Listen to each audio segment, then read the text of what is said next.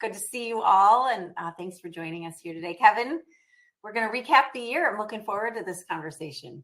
Yeah, I look forward to this every year. This is an opportunity to reflectively look back on 2025, the year prior, sort of what's happening from a market lens perspective. And there's been a lot of tectonic shifts, and I think, as Bob Dylan said, after change, we are more or less the same. And so that is certainly true of this year, and we can certainly talk about that in detail. Absolutely. Bob Dylan, a Minnesotan, near and dear to our hearts here. That's right. Thanks everybody for joining us. We are, as we said, we're excited for this conversation because it's fun to look back and see what happened over the last year in the sales enablement space. Kevin and I met at the beginning of this year and talked about Sales Enablement 2.0, which is really Pitcher's approach to advancing what sales enablement capabilities can and will be doing. And we asked for you guys to submit questions when you registered, and we've got a handful of really good ones. So we're going to just talk through a few topics here and save those questions for the end. But in the meantime, if you have additional questions that come to mind, drop them into the Q&A tab at the bottom of the screen, and we'll add to the end the questions that we've got for the end. All right. Well, with that in mind, Kevin, why don't you kick us off? Sure. Let me just I've got a few slides here, if you don't mind, to sort of frame the discussion. What I'm seeing and what the market is demonstrating right now, and some of the mega trends that are across not just sales enablement, but more on SaaS and content management, unstructured data management. There was some probably two watershed events that happened this past year, in 2025, that I think bear witness to the fact when we first set out on this Sales Enablement 2.0 journey a couple of years ago at Pitcher. That was the thesis was that Sales Enablement 1.0, and that was really what we defined as seismic, what Showpad, Big Tin Can, HighSpot, Allego, MindTickle, all those different players are still prosecuting. The Sales Enablement 1.0 thesis had run its course, and that there's two big events that happened that sort of demonstrate that our thesis that Sales Enablement 1.0 has run its course is still tracking.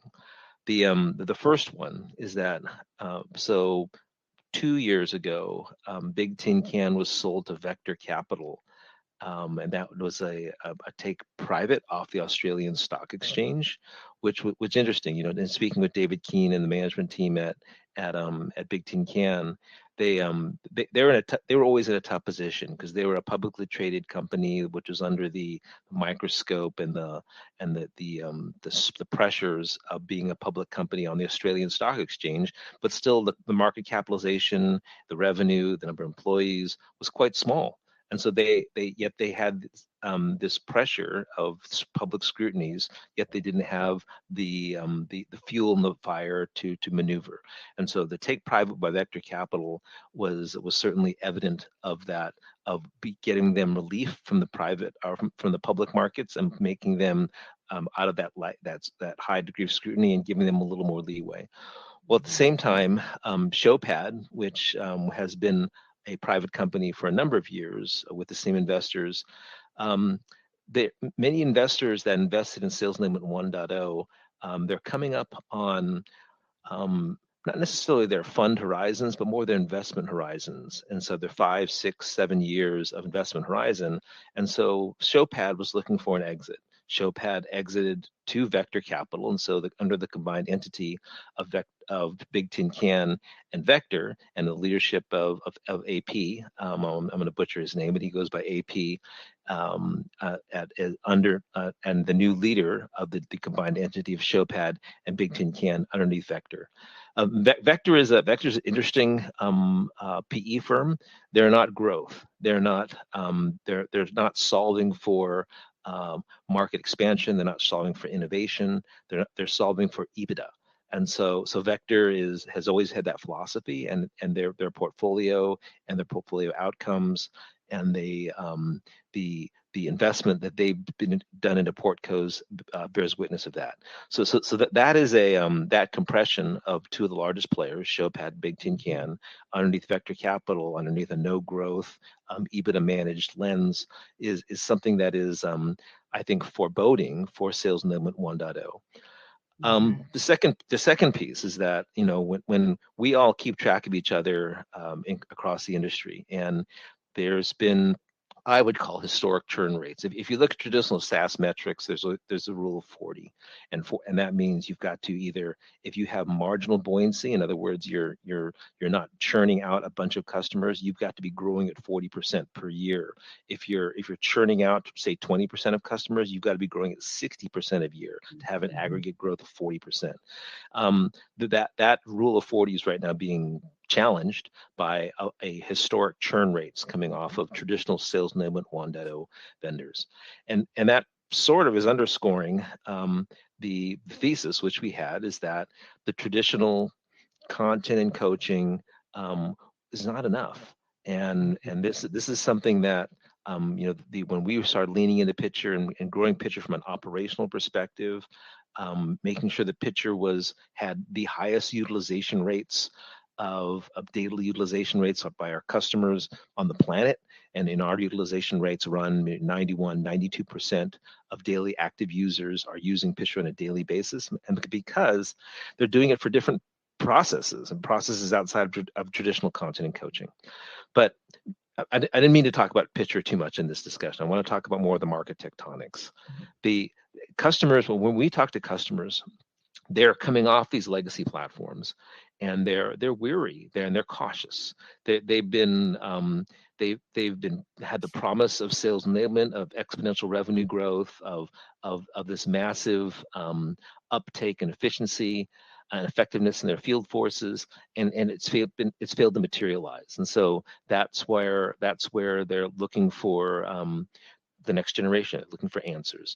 The great thing, though, is that the problems still exist, and that the problems they're trying to solve for still exist. Yeah, absolutely. So that from a macro perspective, this is what we've seen over the past year, is that the compression of Big Tin Can, Showpad, the market tectonics that they're under, the KPIs that they're driving towards are very different than what the market is really requiring. Thank you. Yeah. So where do we go? So what's next? One of the things that has been very evident for me over the past year is that if you're not AI forward, and what I mean by that is that there's multiple flavors of AI. There's agentic AI. There's automation AI. There's predictive analytic AI. But if you're not attaching yourself, in many organizations, many of our customers and prospects, they have a sort of almost a religious mantra of, we need to be an AI first company, whether you're in financial services or CPG or life sciences. They know that AI is a megatrend in the industry, and it's something that they need to be part of. And so if you, as a provider of solutions, are not leaning into being an AI forward company, you're not going to be included in those budgetary conversations. It's not going to happen, and so it's not going to get past the goalkeepers that are looking for AI solutions. And again, I think we had a webinar on this a few months ago, maybe the middle of the year. But when we talked about and at that webinar, I shared with you the military doctrine 3000.09, and what that means is that this is 25 years ago, when I think it was probably as a result of the Terminator movie. When that movie first came out, people were freaking out over, am I going to have a drone chasing me down? And so the idea was that there was the philosophy and the doctrine states that there'll always be a human decision maker in the process, and that machines will not be autonomous and taking action on their own autonomy. And Yeah. and that's something that I firmly believe in. It's something that our customers are embracing, and Mhm. that our AI is not autonomous. Our Mhm. AI augments human thought and human decision making. It was the number one question submitted. Anything around AI was the number one question submitted for today's conversation. So I think it's a really good It, tee up there. it's such a it's like 20 years ago people were talking about big data, and 20-30 years ago people were talking about internet of things. Yeah. This is, and it becomes amorphous, and it Yes. becomes almost a specter in the desert. And so you've got to define what that means to you as a Yeah. company, and where you stand in that in order to be successful. Yeah. And the three pillars, this is something we just put a blog post out about. I really like the framework around the three areas of sales enablement as we move forward. Talk us through this next point. Sure, thank you. The three pillars that we're constantly seeing, and comes back to my statement earlier of that the problems have not gone away. Mhm. Whether you're a CPG company, a financial services company, HLS company, content is still number one. And content can take many forms. Content as an application could be known as e-detailing. Content could be known as pitch books and fact sheets. But content is still king. And content has gravity, for one thing. In other words, once it goes into a repository, once it gets used, it tends to stick around, for better or Mhm. for worse. And content needs to be dynamic. Content needs to flex with the process at hand. I remember, this is really dating me, but 30 years ago, when I was a company called Documentum, which was really content management 1.0. We defined the content management industry, and we had this thesis, and it still holds true today, that content has state. In other words, as content moves, just like as a transaction moves to an organization. And what I mean by that is, like, here comes a time card. A time card gets converted to a payroll record. A payroll record gets converted to a paycheck. That's Mhm. a process. Well, there's a content lineage that follows that, and the content also changes state over time as it evolves in the process. In other words, when I've got, say, a dynamic piece of content being generated for an ultimate presentation to a relationship manager for a financial services firm, that content and that data first start out as raw data coming off of a Reuters feed or a Bloomberg feed.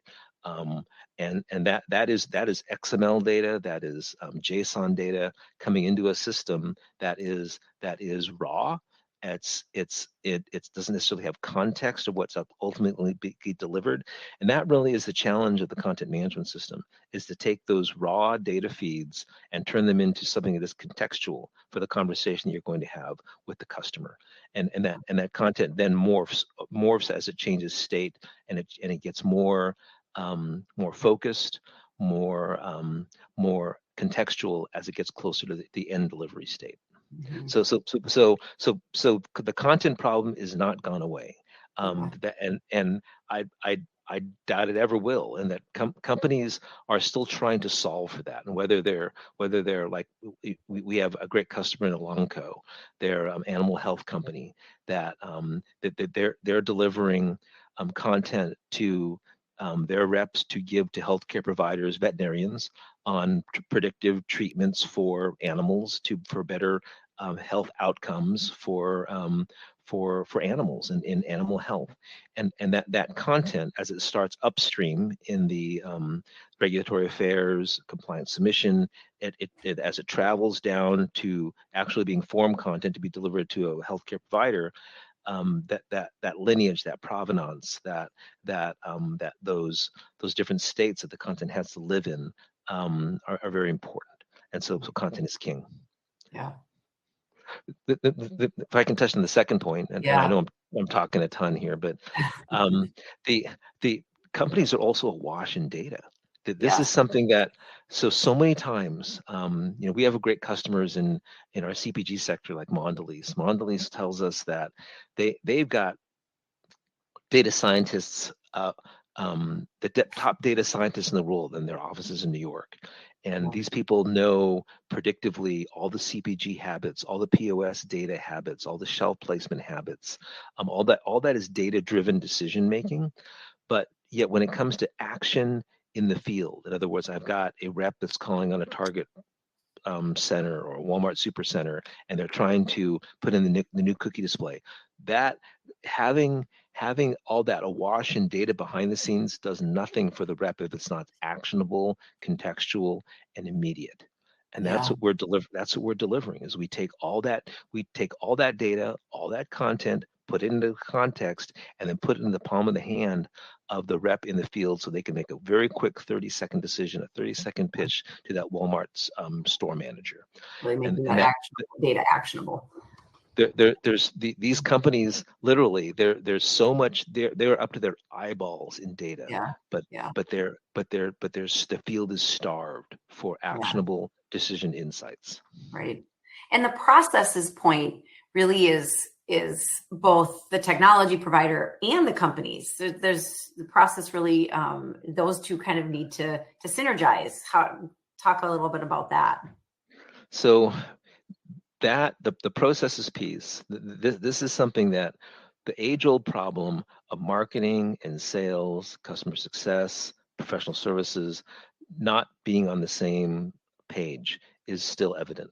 In that you've got marketing people that are generating content, they're throwing it over the fence and thinking, well, this content is great, but yet you've got field people that are trying to execute against those discussions, and they're saying, no, this is not what I need. And having that, I remember this is probably 7-8 years ago, and we were building these hugely elaborate systems, and the one thing that jumped out at the customer and made them love our platform and love our solution was we had this little button that said, do you like this or do you not like this? But to the field person, and that gave feedback back to the marketing person that Right. no, that they didn't like that.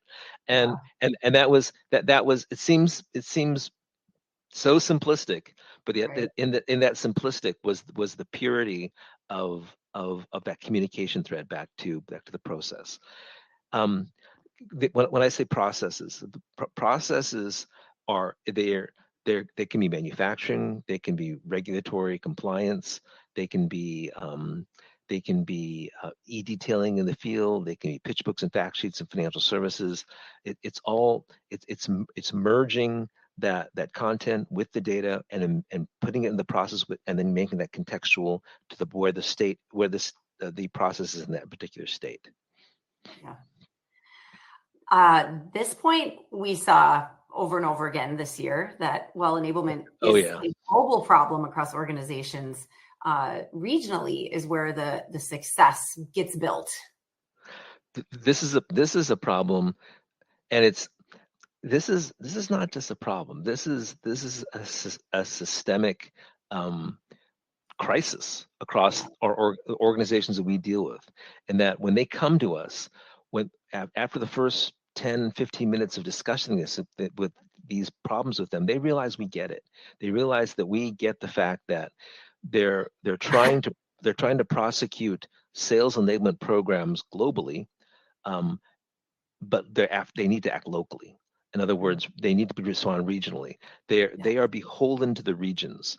So many times when we're dealing with our customers, and we've got Italy, we've got France, we've got Germany, we've got China, and they've all got these very specific requirements. And those requirements are born of regional compliance issues, regional regulatory issues, and so they're real. And so the old adage of every sales rep is always looking for the reason for them to miss their number.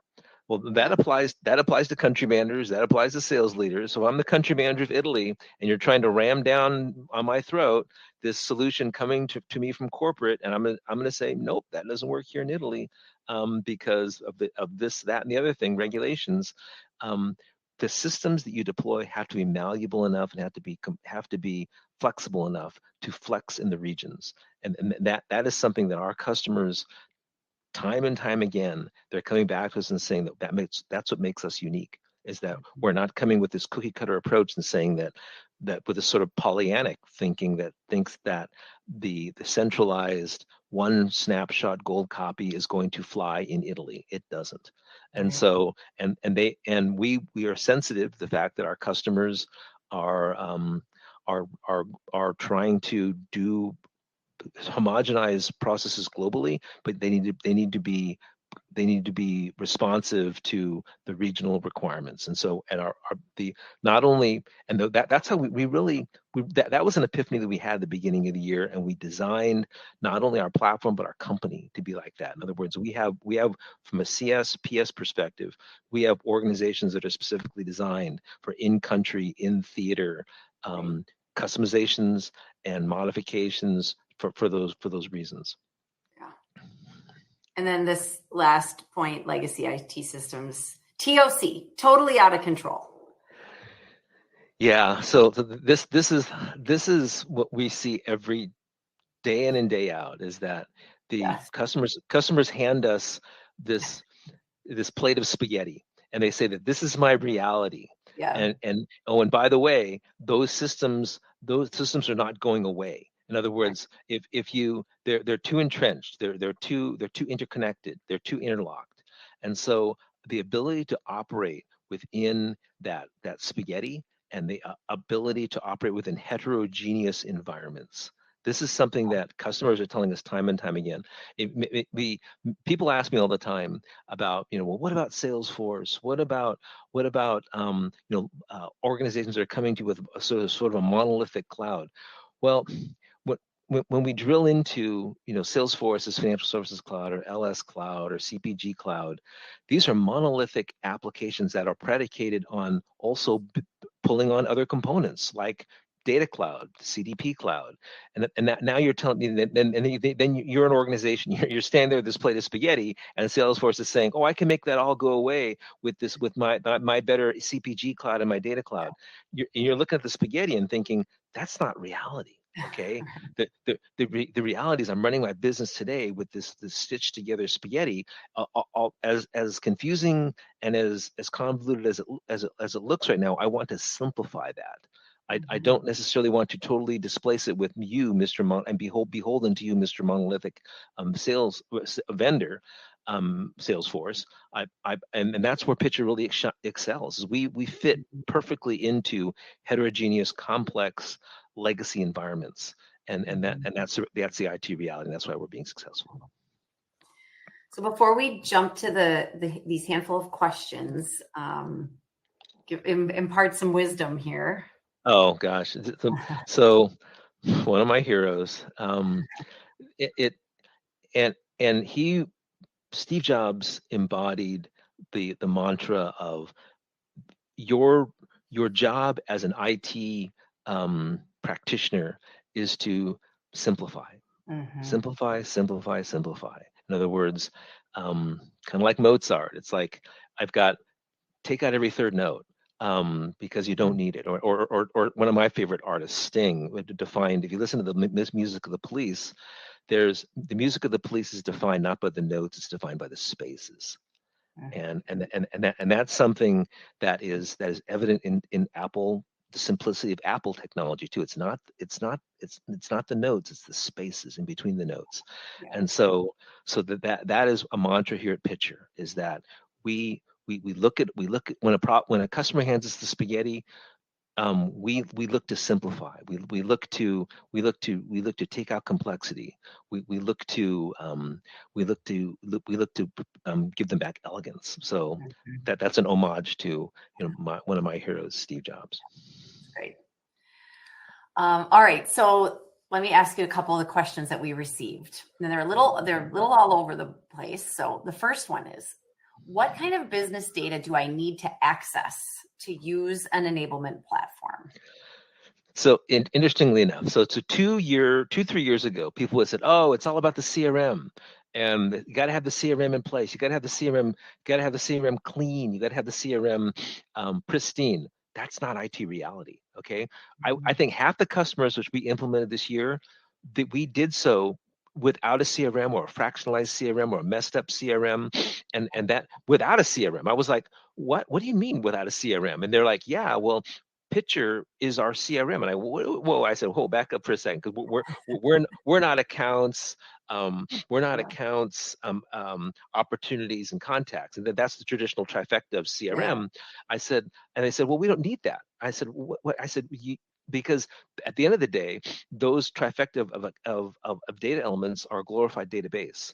And so if they have a database and they have the ability to track contacts, content, or contacts, opportunities, and accounts, then layering on top of that the system that is now tracking your unstructured content, and now is delivering the readiness programs, now is delivering the e-detailing. That's what they're really, that's what sellers want. Sellers don't want to sit there and be beholden to updating the CRM. That's the worst thing in their entire lives, is that's what's made their lives miserable Yeah. from an IT perspective. Show me a salesperson who says, hey, my most important thing in my day is updating CRM, and I'll show you a crazy person.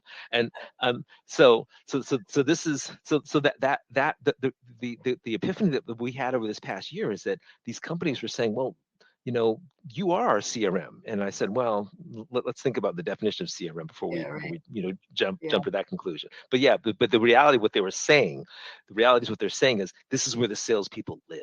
Right. And so that was huge. Yeah. Absolutely.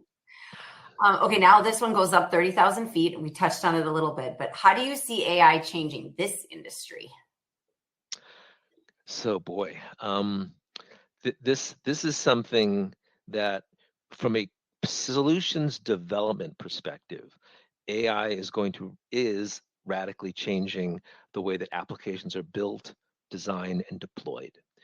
Back in the days of, I'm old enough to remember waterfall and sprints, and you hired a bunch of developers. They stood up an app server, they stood up a web server, and they started throwing Java into these servers, and out came a solution. That doesn't work anymore. There's agentic code generators out there that you can do iframe, or you can do wireframes, you can do app 80% applications with a click of a button, and that's something that is radically changing the way the systems are developed. In other words, when you look at it from a capital perspective, 10 years ago, if you wanted a readiness system, you need to go out and hire a bunch of developers, or buy a company that had a readiness system and spend $500 million on buying them. Yeah. But now you can throw that together Right. literally in days, Yeah. using agentic code generation of AI. It's incredible. It's great. It's crazy. Yeah. My company is cautious about using AI generated content in customer meetings. How would we Ah, use AI features while ensuring messaging is correct? so again, back to the 3000.09 doctrine, is that there'll always be that human in the middle. Yeah.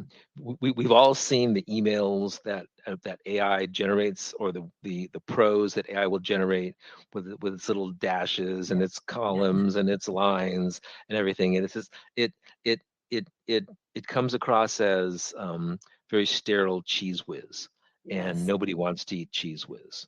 Um, That's very true. Uh, and the last question we're going to do today is, what does onboarding look like for Pitcher compared to other platforms, or just kind of generally speaking? What does onboarding look like? How long does it take? it, Pitcher onboarding, I here again, there's the human element of Hmm. onboarding. And to Right. me, it's about change management. It's about program management. We attend people's sales kickoffs. We set up a booth and tent. We get in front of the people and touch the reps and show them how to use the application, show them best practices, stand people up on stage that are heroes of the sales organization for using Pitcher. This Yeah. is something that you cannot put a price on. This is that human interaction. Yes. One of the things that the past 5 years, I think, has taught us is that we're humans that need human interaction, human touch. Yeah. Yeah. For sure. All right. Well, that concludes our fireside chat for today, and the last conversation we'll have webinar style for this year. So thanks, Kevin. I know we're going to be back in January doing another conversation as we look ahead to 2026 and what we see trends looking forward. But it's been quite a year for Pitcher, and super excited to head into 26. Brigid, thank you so much for being not only a killer host for these types of events, but also an incredible marketing leader across the organization. So thank you very much. Yeah. Thanks everybody for joining us. Thanks. Happy holidays.